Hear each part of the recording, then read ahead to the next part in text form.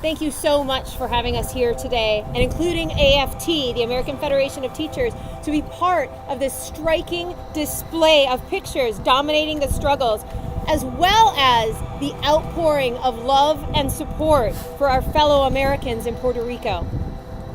Our union leaders in Puerto Rico sounded the alarm that the response from the federal government was woefully inadequate given the context of the devastation. AFT President Randy Weingarten saw this for herself on several visits to the island after the hurricanes.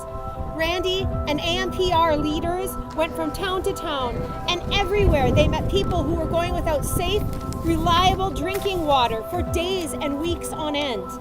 So we launched Operation Agua just 1 month after Hurricane Maria hit, along with our partner union, AMPR, our partners, the Hispanic Federation, AFSCME, Operation Blessing, the Seafarers International Union, and Tote Maritime to help bring safe and reliable drinking water to the citizens of Puerto Rico.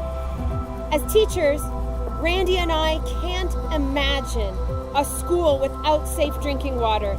This is a public health and public education issue because safe drinking water is a human right. As the pictures you see around us show, we have helped get thousands of water filters to schools across Puerto Rico. Even now, tens of thousands of Americans in Puerto Rico still do not have access to safe and reliable drinking water.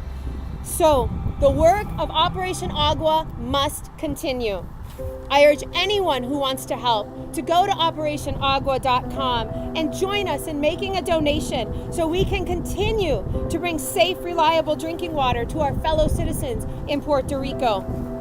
The AFT will work alongside everyone sincerely working to rebuild Puerto Rico for Puerto Ricans. Puerto Rico se levanta!